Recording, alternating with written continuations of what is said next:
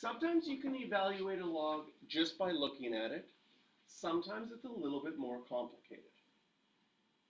Some of these numbers are big, so a good process so that it connects to what we were doing in 5.2 and 5.3 when we were solving exponential equations is start off by letting x equal log 5 of 3,125.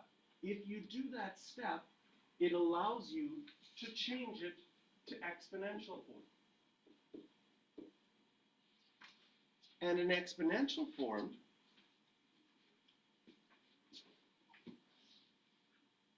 you're more used to solving, okay? Now technically this one's just beyond your powers chart. It would be a calculator question for that reason, but if you did 5 to the exponent of 5, you would find out that that is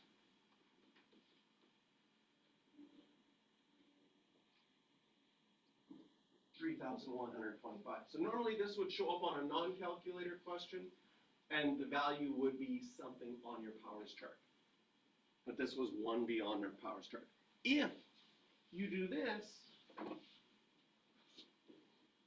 right, remember we had this step, so it's pretty obvious that x is equal to 5. The second one, though, is all on our powers chart.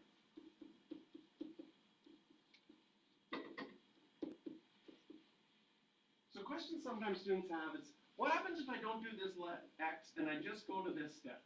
If I just change it to exponential form right away?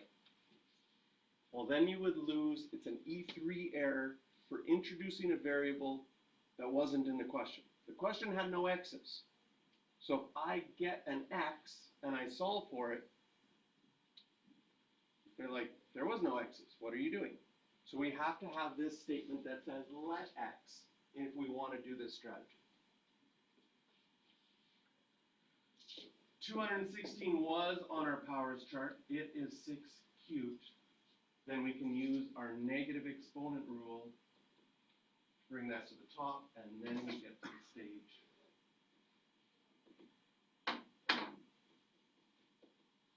where we can say what x is.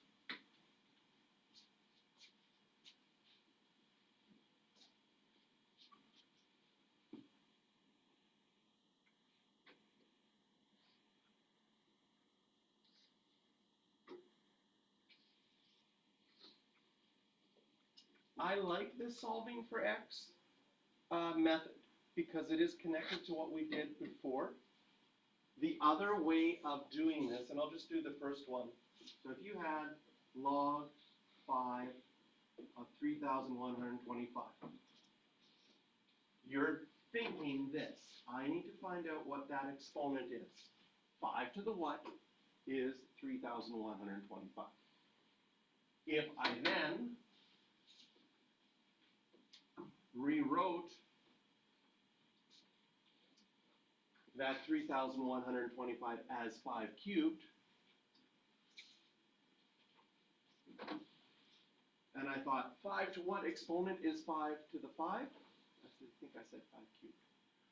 But what exponent is 5 to the 5? Well, then you could say 5. But I find using the x a little bit easier because it's familiar with something you've done before. So we'll do that with the last one as well.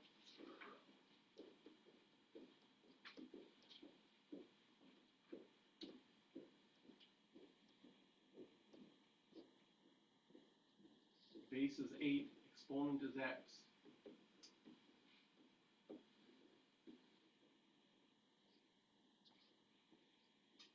And on our powers chart, 8 and 2 are in the same column because 8 is a power of 2.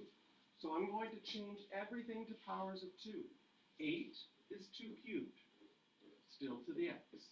2 is 2 to the 1, and the cube root of 2 is 2 to the 1/3. And now I want to use my exponent rules to get both sides as a power of 2. This side will be 2 to the 3x. And this side, what do I do when I have the same base? Add the exponents, so it's going to be 2 3/3 plus 1/3 is 4/3.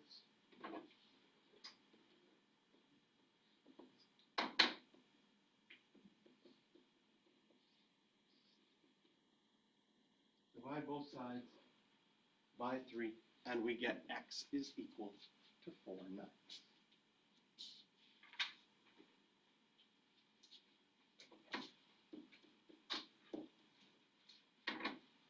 So I'll get you to circle 4, 7, and 9.